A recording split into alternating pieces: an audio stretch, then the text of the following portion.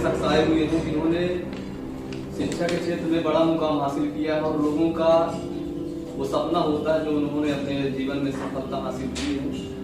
ऐसे शख्स हमारे बीच में डॉक्टर धर्म प्रसाद कुशवाहा जी आए हैं। मैं अपने राजनीतिक परिवार से स्वागत करता हूँ और बहुत बहुत आभार व्यक्त करता हूँ कि आपने हमारे बीच में, हमारे दर्शकों के बीच में अपना कीमती समय निकाला और सबको अपने विचारों से अवगत कराएंगे। तो शुरुआत करते हैं इंटरव्यू सेशन की ओर से। इसके पहले कि हम अपना इंटरव्यू सेशन शुरू करें, हम चाहेंगे अपने दर्शकों से कि इस वीडियो के माध्यम से उनको इतना लाड प्यार, इतना सम्मान दें और उनकी बातों को जन जन लोगों तक पहुंचाएं ताकि वो पुनः हमारे बीच में और हम सबको अपने विचारों से अवगत करें। और हमारा जो एक बार पुनः रिक्वेस्ट है कि कमेंट बॉक्स में जाके जरूर लिखें कि अगर किस शख्स से मिलना चाहते हैं हम आपको उनसे जरूर मिलाएंगे और उनके विचारों से रूबरू कराएंगे। आज हमारे सेशन के चीफ गेस्ट डॉक्टर धर्म प्रसाद जी, मैं आपका तहे दिल से स्वागत करता हूं और हम चाहेंगे कि इसके पहले कि हमारे सवाल जवाब शुरू हो, आप अपने जीवन परिचय बताएं हमारे दर्शकों का कि आपका जो भी एक प्रतिष्ठित पद पे है, डॉक्टर भी हैं और पेशे से प्रोफेसर भी हैं, जो आप पन्ना में इस समय स्थापित हैं। तो मैं चाहता हूं कि हमारे दर्शकों को आप अपने जीवन परिचय का स्वागत कराएं। धन्यवाद और आपकी पूरी टीम कैमरे के सामने है, आपको धन्यवाद। साथ में जो कैमरे के पीछे हैं नीरज कुशवाहा जी, सत्य कुशवाहा जी, साथ में रामकलेश कुशवाहा जो आपके पूरी टीम काम होती है, उसके लिए तहे दिल से शुक्रिया कि आपने ऐसा एक चैनल स्टार्ट किया जिससे सब लोग अपनी बात कर सकते हैं। जी जी जी। और दूसरी बात में जो आपने पूछा है कि कैसे यहाँ तक पहुँचा और क्या क्या चीज़ें रही, तो जीवन तो सब जीते हैं, लेकिन थोड़ा सा उसमें अगर बदलाव ला लें तो निश्चित रूप से हम जहाँ जाना चाहते हैं वहाँ पहुँच जाते हैं। इसमें बहुत ज़्यादा कोई रुकावट नहीं है।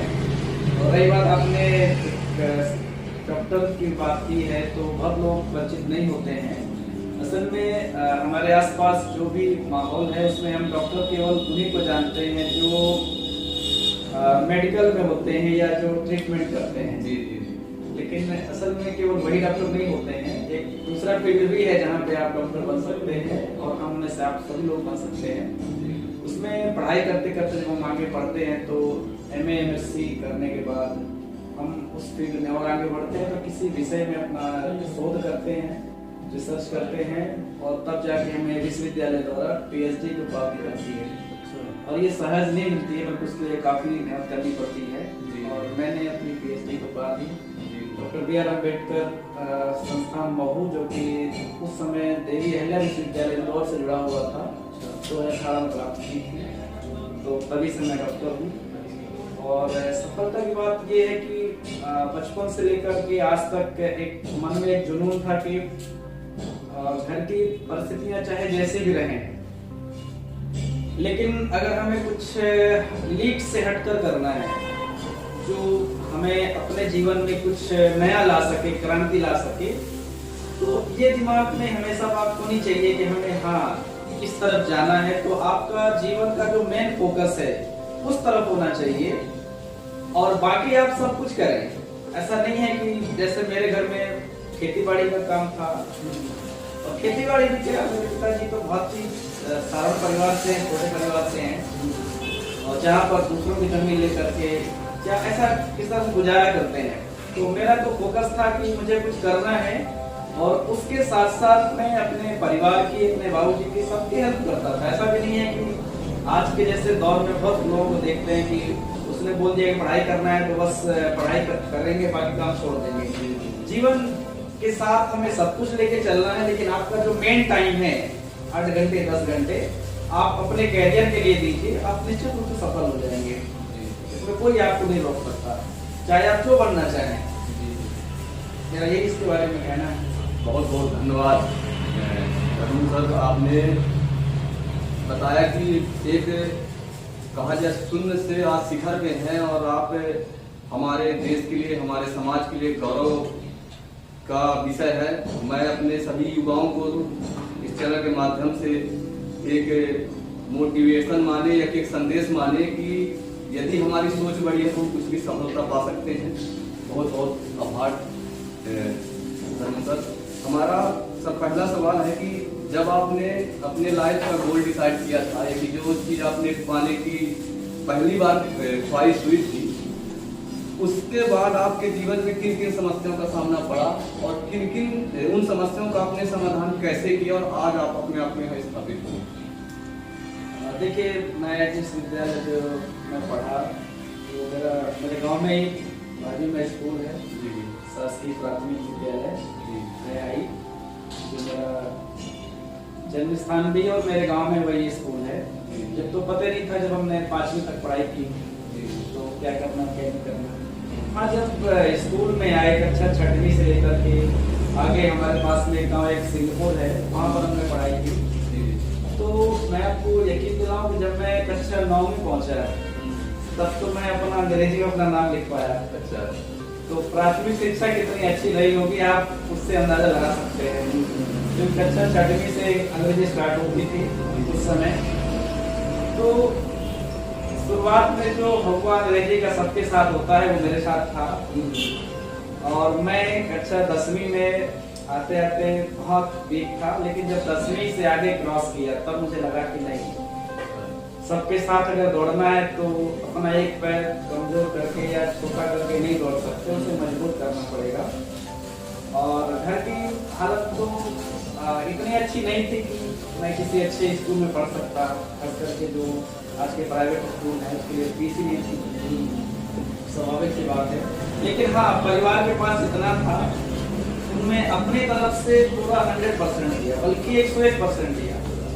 मैं फर्क के साथ कहता हूँ कि मेरा परिवार मेरे साथ हमेशा खड़ा रहा और निश्चित रूप से उसका योगदान है कि आज मैं जहाँ हूँ। दूसरी बात, जब मैं 11वीं पढ़ रहा था तो 11वीं पढ़ते पढ़ते बस बढ़ी रहा था कि कुछ ठीक मन लगने लगा कि नहीं, पढ़ाई कर सकते हैं, सर दिमाग में आया। 12वीं की कक्षा थी, मुझे अच्छी तरह से याद, 2004 की बात है ये, 2004 में 12th हुआ था। तो मैं पढ़ता था, लेकिन एक हिस्ट्री विषय था और उस हिस्ट्री को मेरे आदरणीय गुरु जी डॉक्टर श्री संतोष मिश्रा जी पढ़ाते थे। तो उस समय चैप्टर चल रहा था कर्नाटक युद्ध, और कर्नाटक युद्ध असल में आधुनिक भारत का एक बहुत बड़ा अच्छा फेज है। तो कर्नाटक युद्ध हो या राजपूत का टाइम हो या फिर इस तक की जो टाइम चल रहा था स्वतंत्र भारत का आंदोलन, उसमें मेरी इतनी अच्छी पकड़ थी कि उसमें अधिकतम जब छमाही का एग्जाम हुआ तो सभी बच्चों के एग्जाम, किसी के 10 नंबर, किसी के 15 नंबर थे, मेरे 64 नंबर आए थे।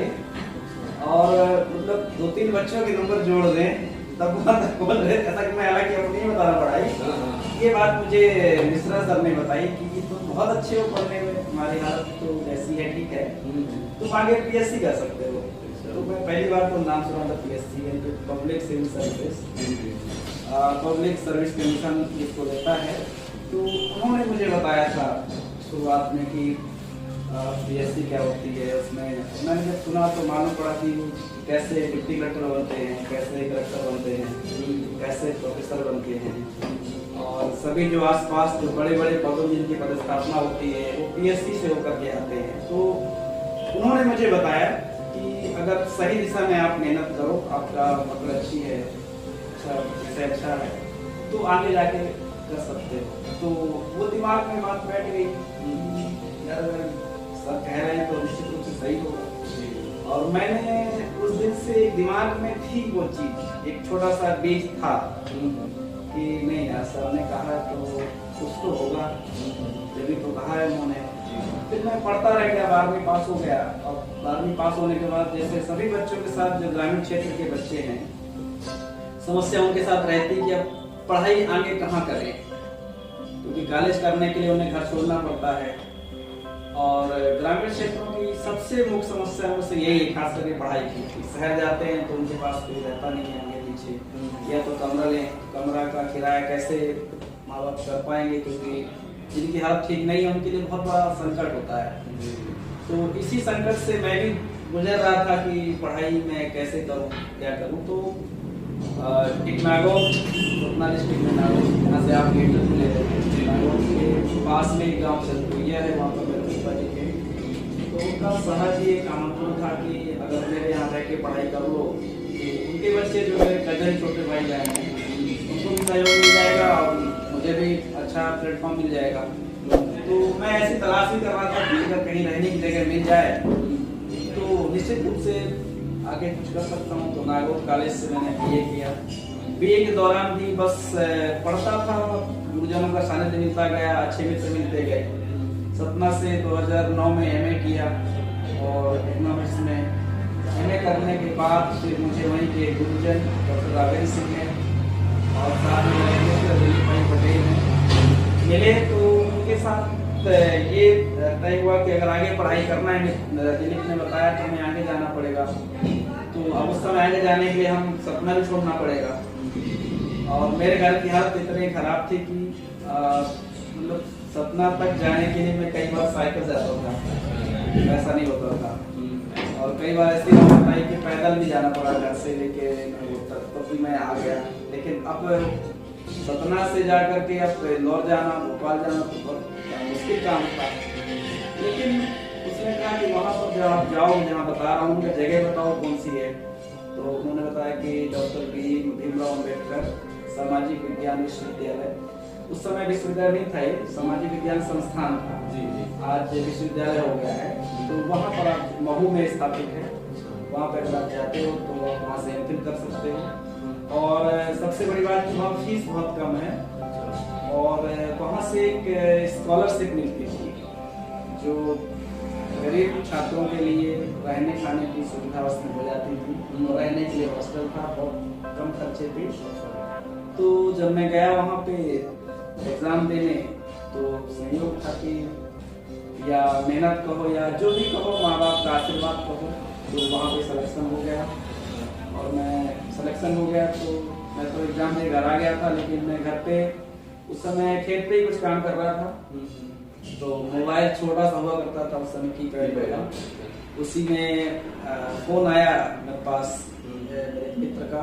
संयोग से वहाँ पर एक मेरे सीनियर थे जो वहीं थे, उन्होंने फोन लगाया कि तुम्हारा सिलेक्शन हो गया। तो इतना खुशी थी कि मैं उछल पड़ा वहाँ पे।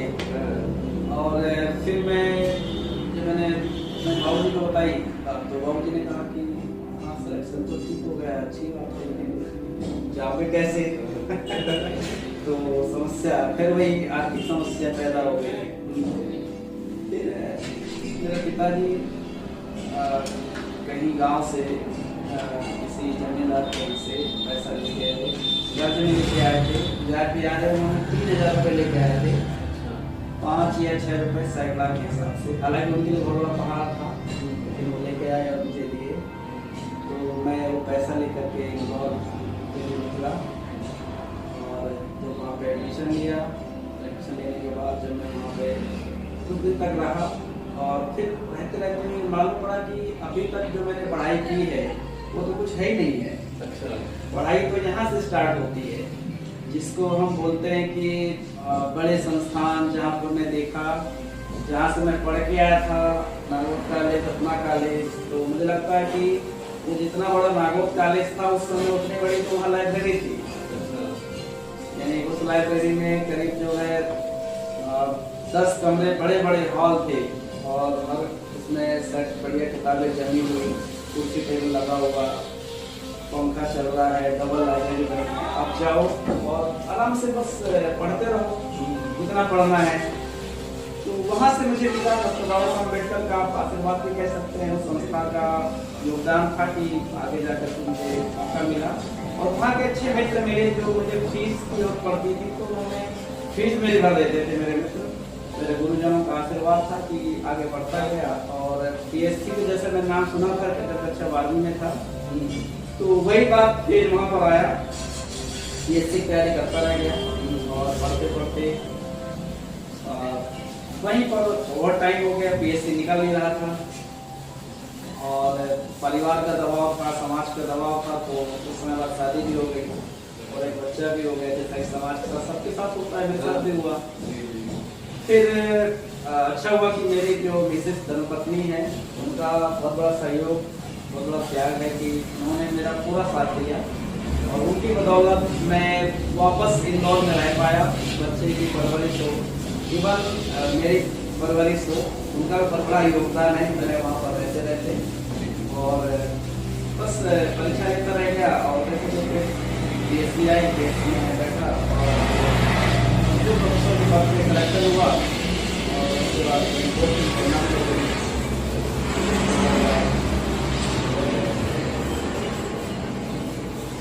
बहुत बहुत आभार धनु सर, आपकी जो कहानी है इमोशनली भी है और मोटिवेट भी करती है हमको भी। एक पहले सुना करते थे कि कभी कोई गरीब का बच्चा पढ़ के और इतनी बड़ी मुकाम हासिल कर लिया, पर कभी सुनते थे पढ़ते थे। आज यदि हमने अपनी आंखों से देखा तो हमारे गौरव की बात भी है और बड़े सौभाग्य की बात भी है। और आपकी बातें सुन के हमको भी बहुत अच्छी प्रेरणा मिली है और हमारे दर्शकों को भी निश्चित ही मिलेगी। सर, हमारा नेक्स्ट सवाल है, जैसे आपने कहा कि कैसे कैसे हमारी जो 8वीं तक की शिक्षा होती है तो नॉर्मली कट जाती है, चल जाती है। सर, आप जो आपके अनुसार जो व्यक्तिगत आपने आकलन किया लाइए कि शुरुआती दौर पे एक बच्चे का न्यू का यहाँ बीजारोपण होता है, फिर 8वीं तक की शिक्षण विषय में क्या कहना चाहेंगे कि कभी कभी तो हमने कई विद्यालयों में देखा है कि 200-250 बच्चे हैं और वहाँ 2 से 3 टीचर पढ़ा रहे हैं और उनको सही तरीके से न तो शिक्षा दी जा रही है न संस्कार दिए जा रहे हैं, जिससे बच्चे का गोल आगे का डिसाइड नहीं हो पाता और बच्चे वहीं कमजोर हो जाते हैं। तो 8वीं तक की शिक्षा के विषय में क्या विचार है? देखिए, जब मैं प्राइमरी में था और आज के टाइम में बहुत अंतर है, 20-22 साल का अंतर आ गया है। तो वर्तमान दौर में जो हम देखते हैं कि क्लास में बहुत सारे बच्चे हैं, आने वाले टीचर कम हैं, तो ये समस्या है कि विद्यालयों में कुछ गवर्नमेंट विद्यालय भी हैं, कुछ प्राइवेट विद्यालय भी हैं। ये समस्या है। सरकार आज इसलिए प्रयास कर रही है कि ज़्यादा से ज़्यादा स्कूल हो, छात्र और टीचर का जो रेशो है वो बेहतर होना चाहिए। लेकिन फिर भी चूंकि हम जिस दौर में रह रहे हैं तो केवल हम किसी की आलोचना करके हम नहीं कर सकते हैं, हमें अपनी तरफ से समाधान खोजने पड़ेंगे। अगर लग रहा है कि विद्यालय में बहुत क्राउड है तो हम ऐसे विद्यालय में जाएं जहाँ पर भीड़ कम हो। और दूसरी बात है कि हम अपने बच्चे के साथ स्वयं लगे, क्योंकि होता ये है कि हम जो जीवन में नहीं कर पाए हैं तो अगला तौड़ ये होता है उस पेरेंट्स का कि वो शायद उनके बच्चे करें और वो अपना गोल अपने बच्चे देखने लगता है। ये मैंने कई ऐसे मेरे मित्र हैं जो उनके साथ देख रहा हूँ। तो हमें ऐसा नहीं करना है, क्योंकि वो बच्चा है, छोटा है, उसकी प्रकृति को भी समझना है और उसका बचपना खराब नहीं करना कि हम उसको अभी 5 साल का हुआ है, 6 साल का हुआ है और उसके पीछे दौड़ने लगे। हमें उसका बचपना के साथ साथ उसके बीज डालने हैं। हम सब खेती वाले जुड़े हुए लोग हैं। जब हम धान या गेहूं का पौधा रोपते हैं तो तत्काल उसमें बीज लगने की आशा नहीं करते, है ना। हम पौधा तैयार अच्छा हो इसके लिए प्रयास करते हैं। जब पौधा तैयार अच्छा होगा तो बीज लगना अपने आप प्रक्रिया है ये। तो उस प्रक्रिया का हम पालन करें कि बच्चा हमारा पढ़ने में अच्छा होना चाहिए। और दूसरी बात यह है कि उसकी जो पढ़ाई है केवल अंकों पर सिमट के नहीं होना चाहिए। ये मैं पेरेंट्स को बताना चाहूँगा, क्योंकि मैं खुद एक टीचर हूँ, कि हम केवल अंकों के पीछे न भागें कि मेरा बच्चा 80% लाए, 90% लाए, 95 लाए तो ही अच्छा है। अंक महज एक पास होने का तरीका है, क्योंकि उसके अलावा कोई दूसरा तरीका भी है नहीं। हमें उसकी क्वालिटी डेवलप करना है, उसके अंदर गुण विकसित करना है, उसे अच्छा नागरिक बनाना है। और जब वो पढ़ लिख करके तैयारी में आगे बढ़ेगा तो वो प्रक्रिया में अपने आप बढ़े आगे, चाहे उसके सारे विषय। माँ बाप को भले उनके शिक्षित नहीं है, लेकिन बच्चे के साथ बैठ सकते हैं आधे घंटे, 1 घंटे, 2 घंटे। और मुझे लगता है कि हर माता पिता, चाहे वो शिक्षित हो या अशिक्षित हो, उन्हें कम से कम अपने बच्चे को 1 घंटे का टाइम जरूर देना चाहिए। जब तक वो कुछ टाइम नहीं देंगे, जब तक बच्चे को पढ़ाना काफी मुश्किल है। हम केवल स्कूल के भरोसे या ट्यूशन क्लास के भरोसे इसको आगे नहीं बढ़ा सकते, जी, जी। क्योंकि हमें स्वयं ध्यान देना पड़ेगा। और सबसे अच्छा जो ट्यूटर होता है, ट्यूटर उसके माता पिता होते हैं। ये बात बच्चों के विषय में माँ बाप को अवश्य पता होनी चाहिए। बिल्कुल हम भैया कि स्कूल की शिक्षा के साथ साथ में हमारे घर की भी शिक्षा जो है बच्चों की विकास के लिए अति आवश्यक है। तो हमारा नेक्स्ट सवाल है कि आज का युवा ही देश का भविष्य है और युवा ही देश का भाग्य निर्माता भी है। तो जो आज का युवा है वो अपने 12th की परीक्षा यानी अपनी पढ़ाई पूरी करने के बाद अपने करियर का चुनाव कैसे करें, वो अपने लाइफ को कहाँ किस और किस हिसाब से चुनना चाहिए? देखिए, जीवन में सबसे बड़ा कठिन दौर होता है बच्चे के लिए वही चूज करना कि वो क्या करे। हम सबके साथ वो फेज आया होगा, मेरे साथ भी आया था, आपके साथ भी आया होगा, और लगभग सभी के साथ ये दौर आता है कि वो कैसे चुनाव करे कि वो आगे बढ़ जाए। जनरली होता है कि क्लास के जो बच्चे कर रहे हैं वही कर ले, उसके दोस्त बोल देते हैं कि ये कर ले तो वही कर लेता है, या फिर कोई घर में पढ़ा लिखा होता है उसकी बात को मान लेता है। कई बार उसके टीचर उसका सहयोग करते हैं। ये सब तरीके ठीक नहीं है मुझे लगता है कैरियर चुनाव करते समय।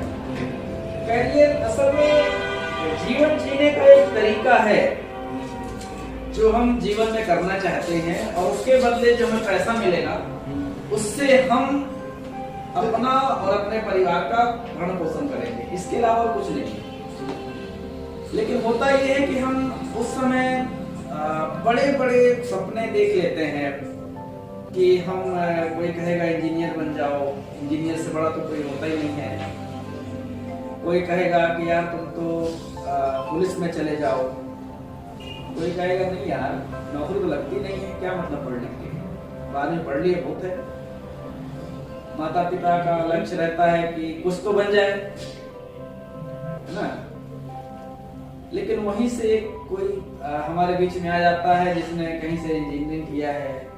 मैं इंजीनियरिंग बस इसलिए करना चाह रहा हूँ क्योंकि ये अक्सर प्राइवेट का से जो लोग जुड़े हुए होते हैं तो वो लोग कहीं ना कहीं से पकड़ लेते हैं रिजल्ट के आधार पर, और बोलते हैं कि आप हमारी संस्था चलो और हम आपको जो है इतना लाख रुपए आपको साल का पैकेज मिलेगा, आप इंजीनियरिंग कर लोगे, आप ये कर लोगे, लोग तरह तरह के प्रॉब्लम देंगे। तो मुझे लगता है कि जो अच्छे बच्चे हैं पढ़ने में और जो समझदारी जिनके माता पिता नहीं है पढ़ने में अच्छा है, तो उनको ऐसे लोग पकड़ ले जाते हैं और अपने संस्थाओं में जाकर करवा देते हैं एडमिशन।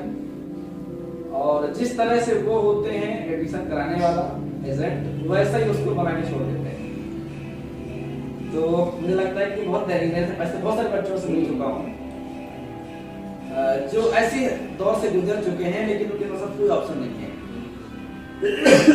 तो इसका तरीका ये है कि हम जब 10वीं का विषय का चयन करें उस समय ये देख लें कि जो बच्चे सुन रहे हैं मुझे सुनेंगे तो वो भी इस चीज को ध्यान रखें कि उनका जो विषय में किस विषय में ज्यादा अच्छी पकड़ है।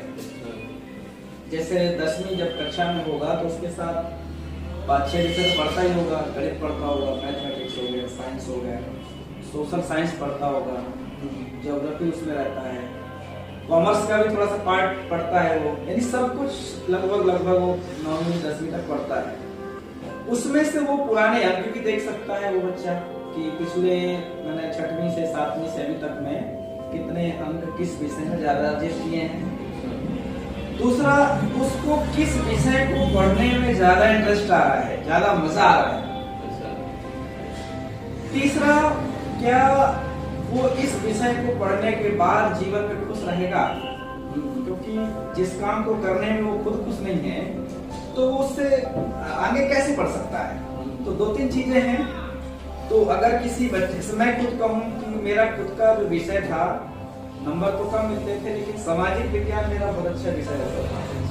लेकिन उस दौरान में मैं बात करूँ तो अधिकतर लोगों का क्रेज था कि साइंस लो, मैथ लो, और मेरे क्लास के जो जिनके अच्छे नंबर आए थे तो वो सारे बच्चे मैथ ले लिए थे। और एक दिन क्लास में हम लोग बैठे में अच्छी तरह से याद डिस्कस कर रहे थे, तो उन्होंने कहा कि यार, जिसने एक लड़के ने बोला मैं नाम तो नहीं लेना चाहूंगा, कि जिसने आर्ट लिया है तो आर्ट इसलिए लिया है क्योंकि उसके नीचे उसे कुछ मिल नहीं सकता था। अच्छा। तो मुझे भी हालांकि बुरा लगा था, लेकिन चूंकि अब मैं आर्ट का विद्यार्थी था तो ऐसी स्थितियां भी आ सकती हैं। लेकिन आपने जिस विषय का चयन किया है तो आप उसको ईमानदारी के साथ उस विषय को जिए। पढ़ने और जीने में अंतर है, आप उसको समझें। जब आप समझेंगे, पढ़ेंगे तो निश्चित रूप से आपको उसके साथ इंटरेस्ट आएगा, मजा आएगा। और जब आप उस विषय को पढ़ते पढ़ते आप पढ़ ले 11वीं 12वीं तक, अगर आपको लगता है कि ये विषय ठीक नहीं था, गलती कर रही, तो आप बदल सकते हैं। नहीं तो नहीं बदलना है तो आप उसी में आगे बढ़ते जाएंगे, सफलता आपको निश्चित रूप से मिलेगी, कोई संशय नहीं। और अगर किसी को लगता है, जो मुझे सुन रहे हैं, कि विषय के चयन करने में कोई तकलीफ है, तो मैं व्यक्तिगत रूप से भी उनकी सहायता कर सकता हूँ, जितना मैं कर सकता हूँ। आप मुझे जब बुलाएंगे मैं बिल्कुल आ जाऊंगा, और बच्चे अगर मुझे बुलाते हैं तो मैं बिल्कुल आ जाऊंगा। बहुत बहुत धन्यवाद धर्मू सर, आपने काफी तह तक जाने का प्रयास किया और ऐसी जगह प्रकाश आपने डाला है जो आज कई बार उसको न तो महत्व दे पाता है, ना वहां तक उसकी दृष्टि जा पाती है। कि किसी चीज को करना और उस पर जीना, यानी उसके अंदर घुस जाना एक अलग अलग चैप्टर हो जाता है। उसके प्रति समर्पित होना भी एक अपने आप में कला होती है, और ये सक्सेस होने के लिए मेरे सामने सब कुछ जरूरी है। किसी चीज को जब तक आप जिएंगे नहीं, उसके साथ कुछ पल नहीं गुजारेंगे, तब तक सफलता पाना मुश्किल है। तो सर, हमारा नेक्स्ट सवाल है कि आज का जो एनवायरमेंट है, चाहे वो शिक्षा व्यवस्था हो, चाहे पॉलिटिक्स हो, चाहे सोशलिस्ट हो, कोई भी ऐसा डिपार्ट हो, सारी चीजें हम जहाँ तक देख रहे हैं सब धंधे हो गए। चाहे शिक्षा हो तो दिख रही है, चाहे कोई भी चीज हो, टोटल आया तो पैसे को लोग डिपेंड हो रहे हैं, यानी कि सब कुछ सर्वोपरि पैसे को माना जाता है। तो सर, क्या पैसा कमाने के साथ साथ में जो जीवन जीने की कला सिखाए, ऐसी शिक्षा की कितनी आवश्यकता है एक आज के युवक को भी और आज की जनरेशन को? देखिए क्या है कि पहली बात तो ये कि जो युवा हैं, जो पढ़ाई कर रहे हैं, तो उन्हें पढ़ाई पे फोकस करना चाहिए, जहाँ तक वो पढ़ सकते हैं, जहाँ तक उनकी क्षमता है।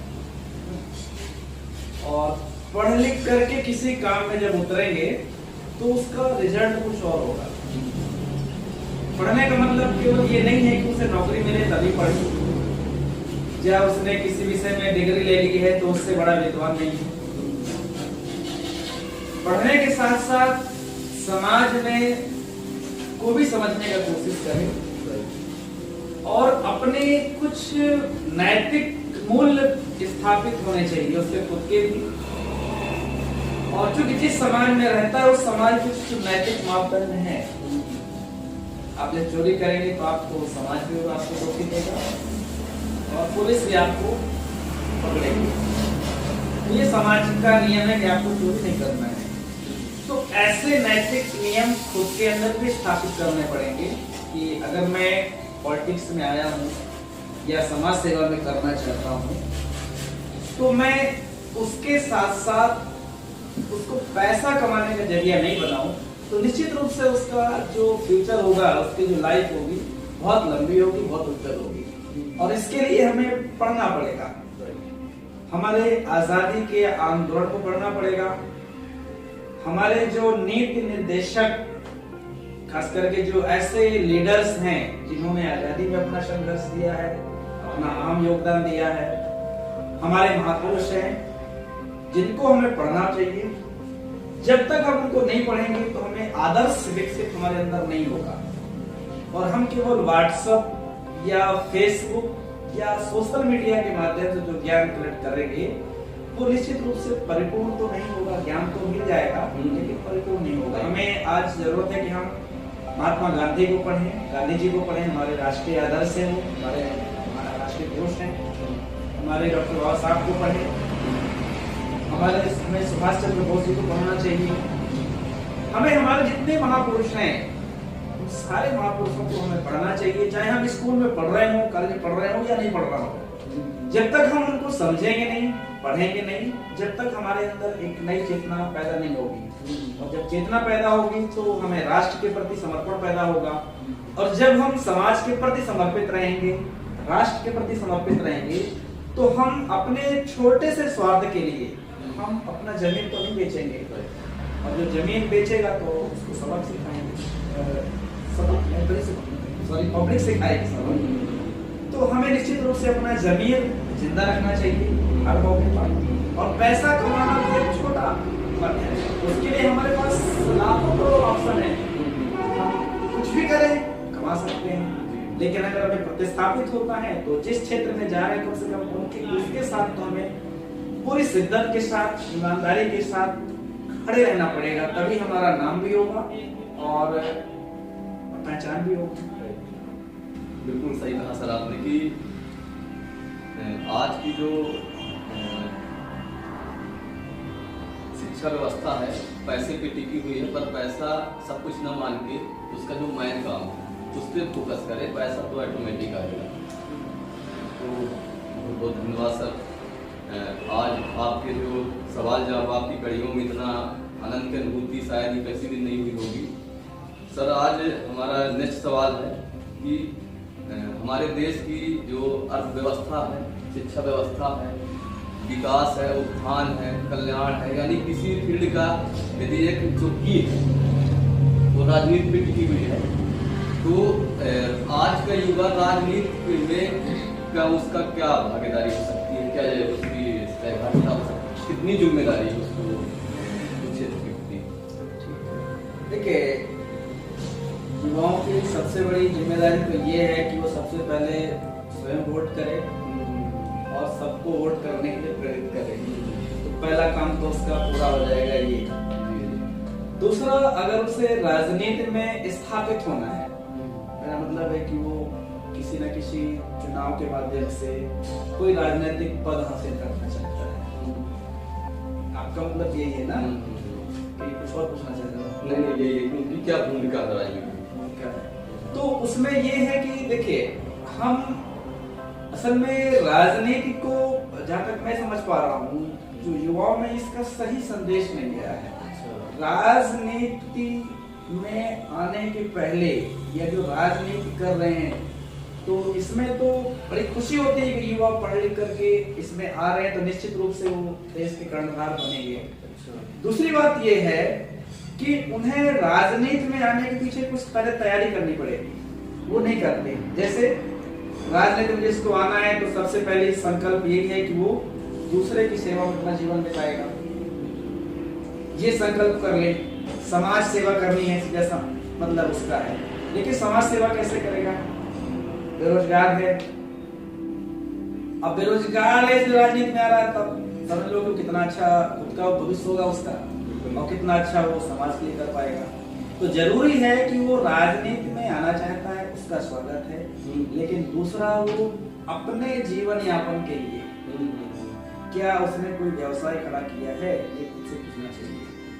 जब तक वो आर्थिक रूप से मजबूत नहीं होगा, उसका आर्थिक पक्ष मजबूत नहीं होगा, जब तक वो राजनीति में आएगा तो सही है, लेकिन हो सकता है कि बहुत समय तक नहीं टिकेगा। टिक भी जाएगा तो हो सकता है कि फिर उससे करप्शन के चांस ज्यादा होंगे, क्योंकि आने के लिए उसने सोचा भी होगा कि मैं ये करूंगा, वो करूंगा, वो करूंगा। तो मुझे लगता है कि हमें राजनीति को समझने के पहले हमें जरूरी है कि हम अपना समाज को समझें, साथ में अपने जीवन यापन के लिए कुछ ऐसा जरूर स्थापित कर लें, ताकि हम जब राजनीति में उतरे तो हमारे पास एक भार तो नहीं हो कि हम क्या करेंगे भविष्य में अगर हम नहीं हुए तो। क्योंकि राजनीति एक माध्यम है, हम राजनीति पद में जाकर के समाज सेवा करना चाहते हैं, जिसको अधिकार नहीं मिला उसको अधिकार दिलवाना चाहते हैं। तो ऐसा आरोप प्रत्यारोप नहीं लगना चाहिए कि वो व्यक्ति आने के बाद जो है आप समझ रहे हैं, उसका आर्थिक पक्ष मजबूत होना चाहिए, जब वो आगे सफल ज्यादा अच्छा हो पाएगा। ऐसा मेरा बिल्कुल सही सुझाव सर कि बुझा हुआ दीपक कभी दूसरे दीप को नहीं जला सकता, तो पहले हमें खुद ही प्रकाशित होना पड़ेगा। और काफी कम शब्दों में आपने जो बात कही है, तो हो सकता है हमारे दर्शकों तक, उनके जहन तक पहुंचेगी। और सर हमारा, यदि हम आपसे गुरु मंत्र लेना चाहें कि यदि कोई ऐसे 2 गुरु मंत्र हमारे युवा को एक सक्सेस हैबिट या सक्सेस 2 लाइन बोलना चाहें तो हमारे चैनल के माध्यम से क्या बोलना चाहें? देखिए, असफलता तो कुछ होती नहीं है। मेरा खुद का ओपिनियन जितना मैं तक पढ़ पाया हूँ, होती है तो कुछ सफलता ही होती है। जैसे मैं ये कहूँ कि कोई व्यक्ति अभी केवल उसने ग्रेजुएशन किया है और यूपीएससी की तैयारी करना चाहता है, तैयारी करके वो आईएएस या बड़ी परीक्षाओं पद लेना चाहता है, तो अब उसके साथ 2 हैं, सफलता या तो असफलता। तो असफल नहीं रहा, क्यों? क्योंकि उसने उस परीक्षा तक पहुंचने के जो मेहनत की है, जो अर्जित किया है, वो कभी उसका नहीं जाएगा, उसके साथ रहेगा। अब रही बात अचीवमेंट की, तो अचीवमेंट उसे मिल भी सकता है, उसने किया है, लेकिन उससे छोटा तो मिल ही जाएगा। जैसे मैं एग्जांपल कहूँ कि अगर हमें कलेक्टर बनना है तो हम पटवारी का परीक्षा देके नहीं बन सकते, या पटवारी के बराबर पढ़ के नहीं बन सकते। हमें अगर आईएएस बनना है तो आईएएस बनने के लिए हमें हौसला रखना पड़ेगा, पढ़ाई करनी पड़ेगी। तो जब हम बड़ा हौसला रखते हैं तो निश्चित रूप से छोटे मोटे पद तो ऐसे मिल जाते हैं, इसमें बहुत सोचने की बात नहीं है। अगर हम चांद पाने की आशा करेंगे तो तारे तो मिल ही जाते हैं। हमें अपना हौसला बढ़ाना है, सफलता निश्चित है। बिल्कुल सही सुझाव सर की सोच बड़ी होनी चाहिए। आज हम जहाँ भी हैं, जिस भी जगह हैं, वो एक है तो सच्चाई, पर हमको जानना कहाँ ये क्लियर होगा तो मिलती थी। मैं खुद का बता रहा हूँ ना, मैं पीएससी की तैयारी करता था, तो 2007 में संविदा वर्ग 2 मेरा क्लियर हुआ था और 2011 में संविदा वर्ग 1 भी मेरा क्लियर है। 2011 में संविदा वर्ग टीचर भी भर्ती होती है, लेकिन चूंकि जाना कहीं और था, इसलिए लग रहा था कुछ थोड़ा सा और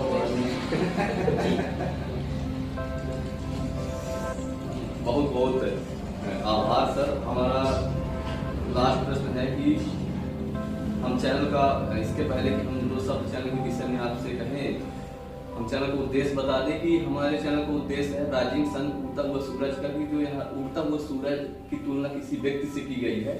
जो व्यक्ति सफल हो रहा है कि सफल हो गया है, उसकी अपनी कुछ पर्सनल कहानी होती है जो लोगों तक बताना तो चाहता है, पर वो ना तो कभी मीटिंग में जा सकता है, ना रैलियों में जा सकता है, ना लोगों के बीच में जा सकता है, क्योंकि व्यस्तता है।